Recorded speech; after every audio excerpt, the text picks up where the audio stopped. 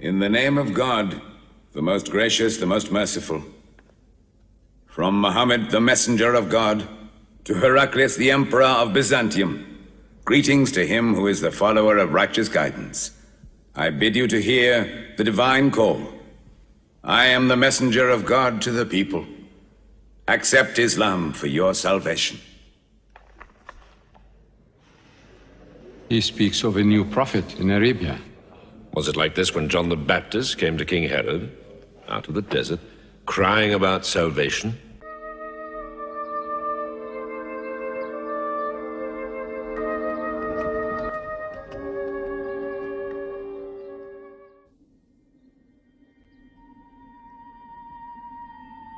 بسم الله الرحمن الرحيم فإن التهوى فإن الله غفور رحيم. Verse 193. وقاتلوهم حتى لا تكون فتنة ويكون الدين لله فإن التهوى فلا عدوان إلا على الظالمين. 194. الشهر الحرام بشهر الحرام وحرمات قصاص فمن الاعتدى عليكم فاعتدوا عليه بمثل ما اعتدى عليكم واتقوا الله واعلموا ان الله مع المتقين. 195. وأنفقوا في سبيل الله ولا تلقوا بأيديكم إلى التهلكة وأحسنوا إن الله يحب المحسنين. صدق الله العظيم. أعوذ بالله من الشيطان الرجيم. بسم الله الرحمن الرحيم. 193. And fight them. 192. 92. Mm-hmm. But if they cease, Allah is all forgiving, most merciful. 193. And fight them on until there is no more turmoil or oppression, and there prevail justice and faith in Allah. But if they cease, let there be no hostility except to those who practice oppression. 194. The prohibited months for the prohibited months, and so for all things prohibited. There is the law of equity. If then any one transgresses the Prohibition against you, transgress ye likewise against him. But fear Allah, and know that Allah is with those who restrain themselves. 95. And spend of your substance in the cause of Allah, and make not your own hands contribute to your own destruction, but do good, for Allah loveth those who do good. Sadaqallahu al-Azim. You know, we remember when we're reading, the Quran, and this is the words of Allah subhanahu wa ta'ala. And Allah subhanahu wa ta'ala, is giving us guidance. He's teaching us. And he was teaching Prophet Muhammad sallallahu alaihi wasallam, because remember, the Arabs were fighting people.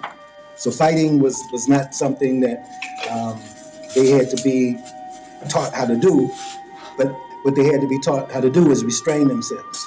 And this is where we can see the wisdom in the first 13 years of the Prophet sallallahu alaihi wasallam, receiving this mission, Allah subhanahu wa ta'ala revealing to him, and how he did not resist physically all the opposition that occurred in Mecca. And we know that there was much opposition, and even to the point that, prior to the Hijrah, some of those who was following him, in fact, they had to make a Hijrah before the Hijrah because of the oppression and because of the assaults and because of even the killings of some of the followers. But they weren't given permission to fight back during that time, because Allah subhanahu wa ta'ala knew what he was doing. Allah subhanahu wa ta'ala wanted to make sure that they knew that they was doing everything that they did for him. You see, and not just on emotion and not just on feelings and not just on how they normally had done, being the kind of fighting people that you kill on a man, I'm gonna kill 10 or 15 of you, because there was no rules. So we started seeing that Allah subhanahu wa ta'ala was laying down rules about when there's going to be these conflicts. And we're seeing that the instruction that, how Allah subhanahu wa ta'ala, last week we talked about how the moon and the disposition that the moon had, the new moon and all of what it meant in the pre-Islamic era.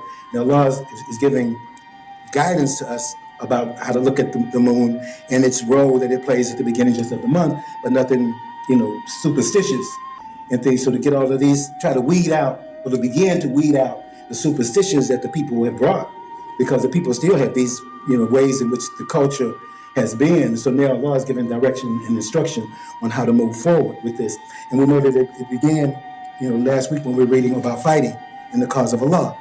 But now, then Allah subhanahu wa ta'ala says in 192, but if they cease, so that way, if you're having a fight, because again, when there's no rules, even if the person begins to, they turn and want to run, well, in the old days, you just chase them down and still would kill them. But Allah subhanahu wa ta'ala says, but if the aggression ceases, then you cease. And again, this takes discipline, but you're doing this because Allah subhanahu wa ta'ala is commanding us. This is an order that Allah subhanahu wa ta'ala is giving to Prophet Muhammad sallallahu alaihi wasallam and the believers, so that now we have this, guidance, and we want to act upon this guidance because of our belief. Because we fear Allah subhanahu wa ta'ala, we know Allah sees everything, so that this gives us an ability to restrain ourselves. Because again, when human beings fight, a whole different emotion is taking place, and a whole different disposition that occurs when people fight, And so, again, as Muslims, we try to use our consciousness and constantly remembering Allah, so that when we're doing things, we can be able to stop ourselves, because we're not just doing it in an emotional act, but we're doing it in a thought-out process. Reconciliation, and that's a whole other process, but you stop, and it is applicable in any situation, whether you're fighting in a battle, whether you're fighting, like you said, with a spouse, or you're fighting with your child, if there's any kind of discourse or this engagement, but when the other person ceases, then you want to be able to refrain, not to keep it going, but to cease it. And then Allah subhanahu wa ta'ala said, and fight them on until there's no more tumult and oppression, and there prevail justice and faith in Allah. And again, this was just, because even when the Prophet ﷺ, when they, conquer Mecca, there was still some persons who were not, going to restrain themselves. So there were a few people that they did have to still, prosecute, and to, in fact, had to kill. It was a small group, but it was a group that did not cease. And so it said, so when that occurs, until there's absolutely, an ease to the fighting, that's when you stop, And then, but again, Allah subhanahu wa ta'ala said, but if they cease, that there be no hostility except to those who practice oppression. So again, this is instilling within us as Muslims, that when we are opposed to somebody, or we're in opposition to somebody, that we still try to refrain ourselves from going overboard and not acting in accordance to the guidance that Allah subhanahu wa ta'ala has instructed us, to live by, and to establish ourselves by. And again, we look and see, historically, the way Muslims have fought and have, been in battles when they were doing it, especially with the Khulafa Rashidin, with the first, caliphs, that they more stayed to this. But we know that we've lived in times where we see where even Muslim, Muslim nations or Muslim places don't do this. And sometimes this is how we measure them from a historical perspective, in how they comply with that. So, with what Allah subhanahu wa ta'ala has blessed them with.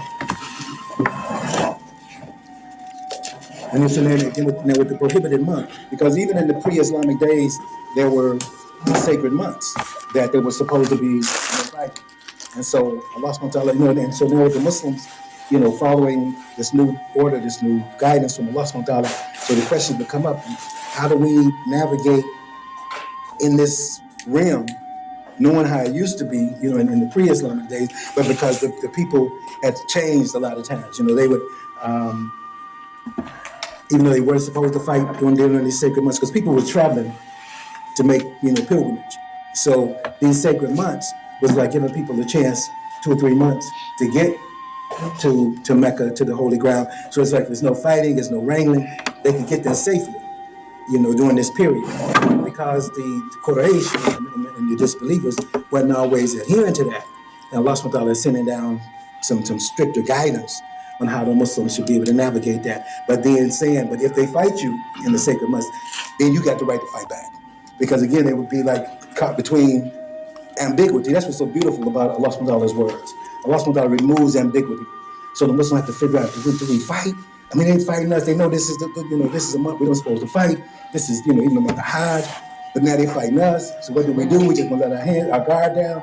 So Allah subhanahu wa ta'ala said, no, if they fight you there, then you fight them back until the transgression ends. Just like he said, even in the sacred precincts, there's no, because when you put on the Ihram, there's no fight. You don't kill nothing. You don't be hunting. You don't do anything. But Allah subhanahu wa ta'ala said, but if they fight you in the sacred precinct, then you can be able to defend yourself and be able to fight them.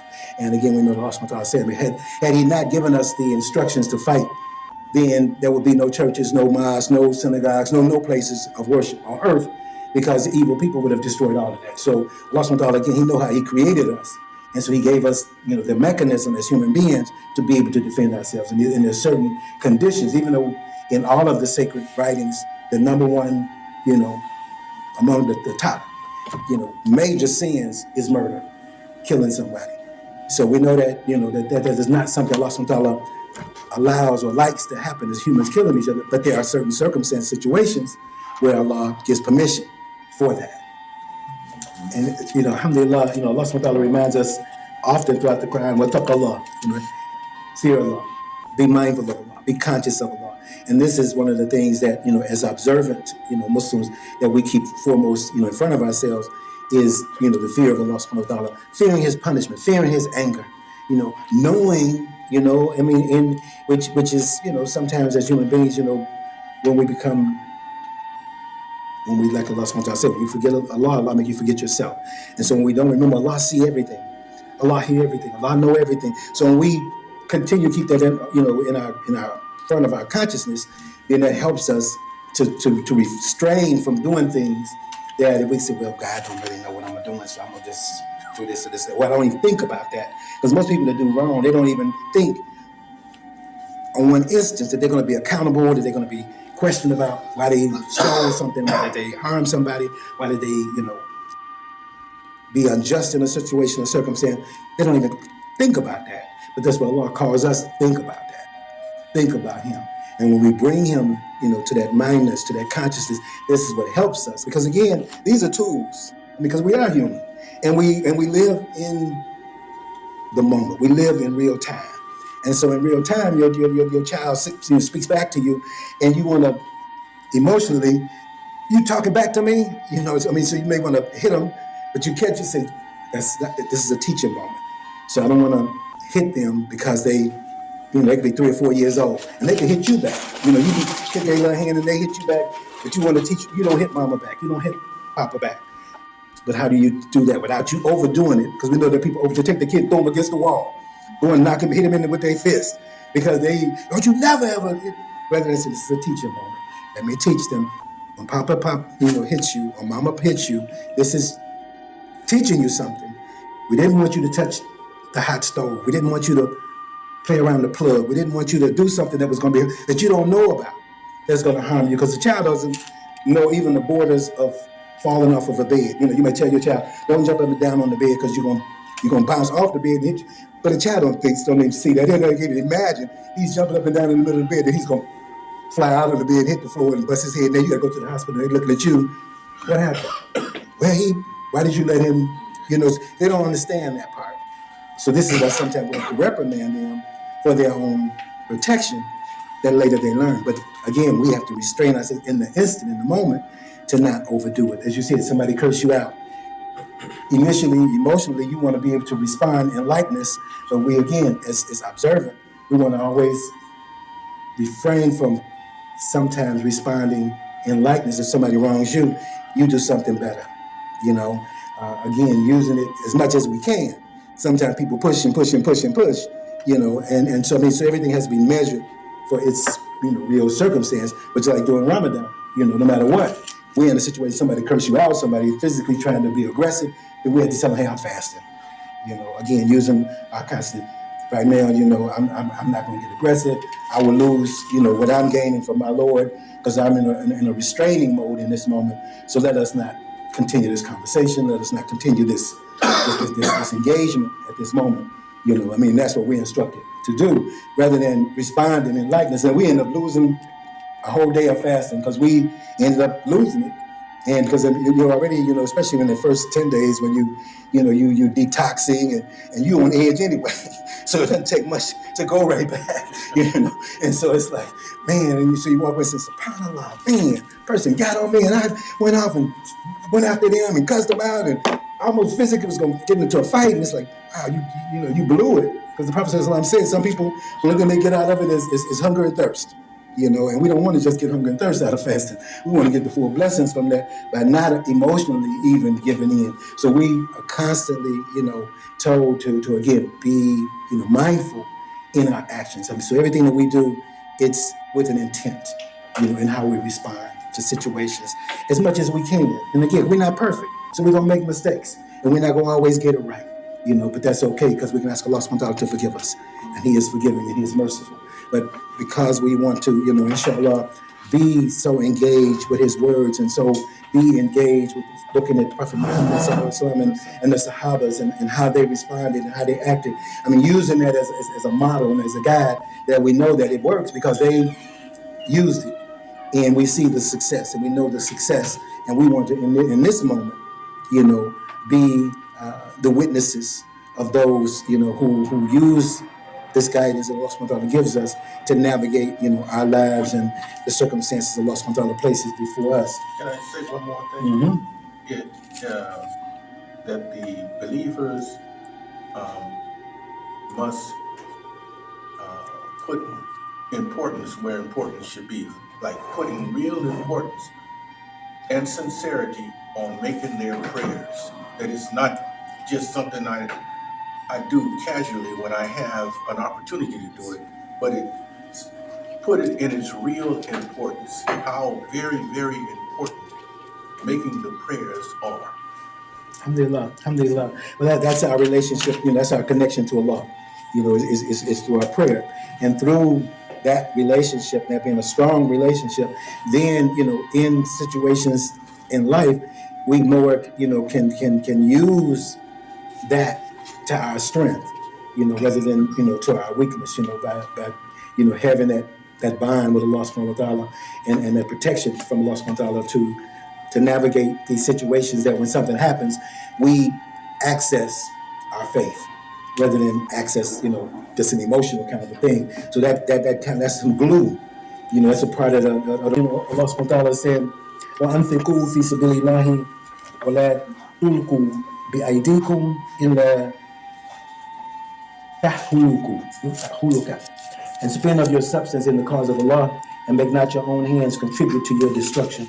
And again, whenever there was situations where the Prophet ﷺ, there was a need, whether it was, to protect the community, and he would say, they would need people to give, and we know that Uthman radiallahu anhu and Abu Bakr, they gave so much of their wealth, when it came to the cause of Allah subhanahu wa ta'ala, and so many other, Muslim men and Muslim women.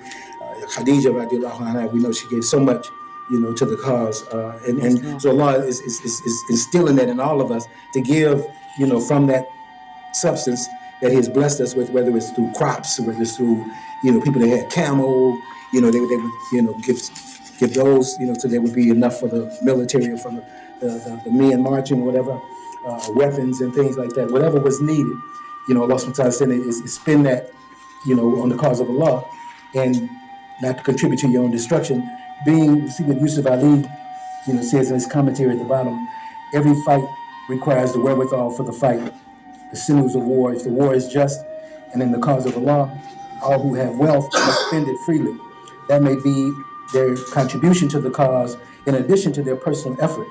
Or if for any reason they are unable to fight, if they hug their wealth, perhaps their own hands are helping in their own self-destruction. Or if their wealth is being spent, not in the cause of Allah, but in something which pleases their fancy, it may be that the advantage goes to the enemy, and they are, by their action, helping their own destruction. In all things, their standard should be not selfishness, but the good of their brethren, for such good is pleasing to Allah. And in this moment, I mean, we see, the situation, in Gaza or in Palestine, or even in Morocco, where they had the earthquakes, or in Syria, where they had the earthquakes and the people are still suffering. Any other situation where we know that there are Muslims who are suffering, and we can give, we can be able to contribute, feasibility to be able to help. There's so many orphans now in the Muslim world because of these different disasters that have occurred.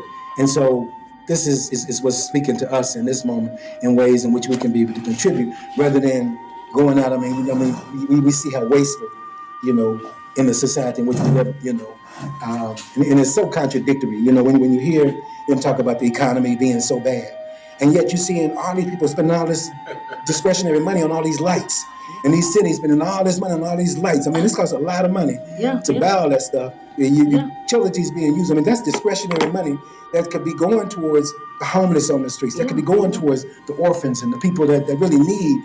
And then you're seeing it when it's these games and these sports events, like Taylor Swift, $1 billion in concerts. I mean, that's discretionary money that people are spending on that level. Yet they saying the things is tough.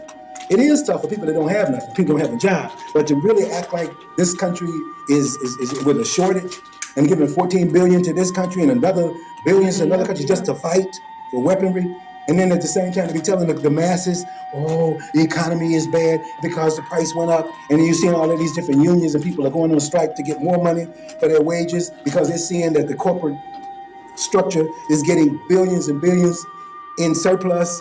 I mean, so it's like, but the multitudes listen to the talking heads and think, oh, things is bad. It's like, I mean, we are blessed. To live in a society that has this much financial reality to it. When you think about the rest of the world in its reality, and there's so much that we could do on a small level in helping the orphans. I mean, sometimes, you look and you see through Helping Hands or Islamic Relief, $100, feeds a family for like 2 months or 3 months. And for us, $100, I can say you could buy 2 things at the grocery store. And it's like nothing, So it's reminding us, that we want to make sure we do, for the Muslims and for those who are suffering, because this is what Allah is going to ask us about. What did we do being in a situation that we could have? And I'm so thankful and so blessed to be alive here and seeing what Muslims in America are doing. Because alhamdulillah, they are responding and they are raising funds and they are, the young people. And we're just so proud of the young people in the universities who are standing up and lending their voices, even in the face of all of the backlash. But to be at the same time, we're not being silent about Islamophobia.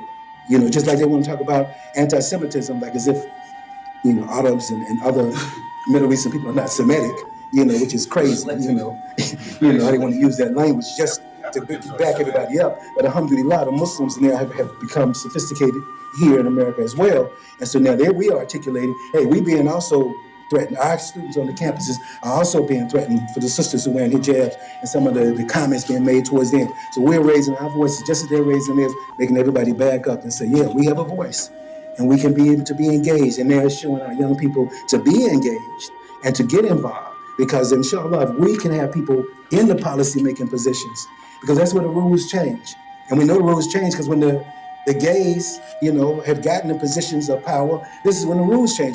40 years, when I was a child, the people who were in the grave, they would be doing somersaults if they found out that the gays that you was in the closet is totally out of the closet and got everybody else afraid to even talk about certain things. And all of this gender, mess they've created and all of the pressures they're putting on parents, that your child can be at school identifying in a way that you have no idea, and the school facilitating, giving them, pills or other things.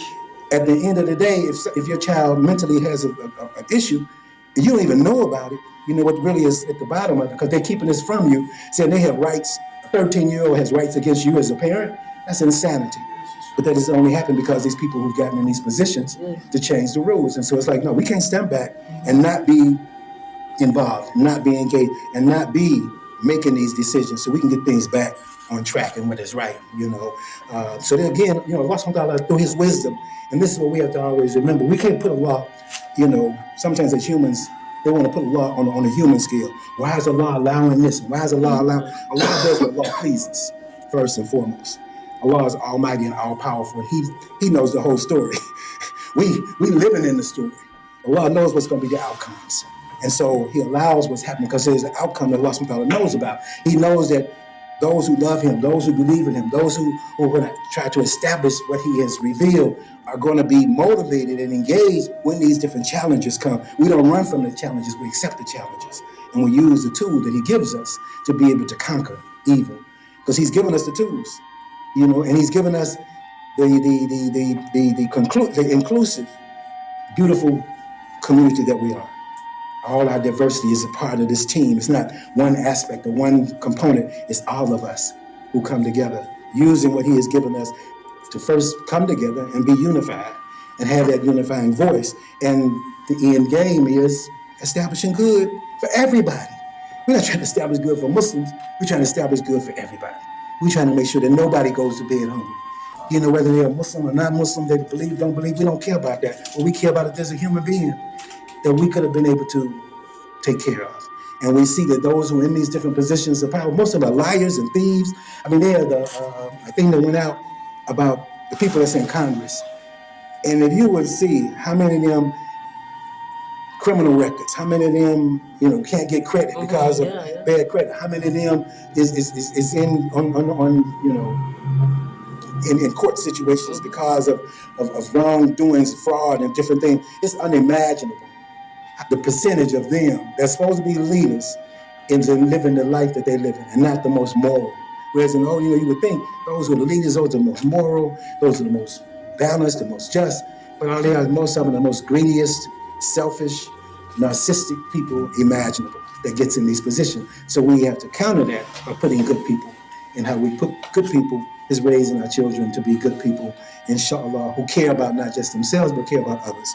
And this is what, has always been the foundation of Islam. This is what we saw, how Islam has passed and spread through so many societies in the world.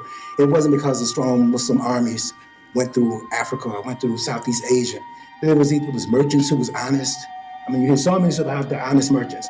And even right now, so many people are becoming, Muslims here in the West because they in the classroom with students or interacting with Muslim businessmen or co-workers or neighbors, and they're seeing the honesty, they're seeing the fairness. They see when we make a mistake, we don't have no problem with saying, you know what, that was wrong, that I did, or that my brother did, or that, that came from those identifying as being Muslim, but what they did was not according to our faith, And so I can own up to, yep, that was wrong to do that particular act. And our faith doesn't call for that. They're human. So humans make mistakes, don't care what they call themselves, This is where we strive to be observant as much as we can. And even as being observant, we still gonna make mistakes. And so because we're not trying to be perfect.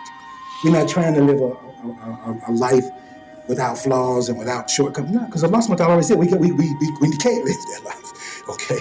So we aren't trying to be what we're not. We're just trying to be the best of who we are each day. And these are little things that help us to become that. On the matter of spending of your own sustenance and outside of your own family, I'm thinking, sometimes we think, we're on Social Security or whatever. We could not do a lot, but we could just help like one person. So even if you just get like one person in one family that you don't know, but that that's not doing well, and just help that one family. If we all did that, then we could, it would be, alhamdulillah. And Jazakallah khairan for sharing. But the old adage, if you can make the difference in one person's life, sometimes that's all of our goal. If I could just do something for one person, and because you don't know that one person, Allah may bless them to touch thousands of people, and that is the way we want to live. I mean, that's the way, the disposition we want to be able to have. That's how the attitude we want to be able to have, and something like. I was just going to add to the hikmah of what the sister said. Don't feel any type of way because the best of creation, and Rasulullah said, the best deeds are done consistent, even if no matter how little or small they are, because it's going to tally up on the Qiyamah. I mean, and we know that. Don't feel no type of way. Just stay consistent with it. And we know that the Prophet we spoke about a few weeks ago. How said don't trivialize things that you do that may seem to be minor, and the example that they was given was people, getting water out of the well. Everybody does it. And if you just help, pour some of your water in somebody else's bucket, as much as that may be like it's little, the prophet says something, don't trivialize it. That's a lot, And so it is just simple things. And sometimes the simple things could be just smiling at somebody. I mean, so many people sometimes don't get nobody to even acknowledge them as a human being, And you could be in the store and you may smile at somebody, the next day they telling you their life story. You say to yourself, why are they going? You know what I mean? All of a sudden they just connected just because you just smiled at them. They sharing stuff. All And you're the like, time, how did they even ask for all of this? But that's because how it's unbelievable how many people are really isolated in so many ways and don't have anybody that acknowledges them, and just small gestures oftentimes mean so much. And like you were saying, on Yom Kippur, inshallah, we may see some things that we really didn't think was meant a lot, and that may be the thing that gets us across, or among the things that gets us across. I mean, that's our goal, is to get across, inshallah. Let's go to 196, inshallah. Bismillahir Rahmanir Rahim.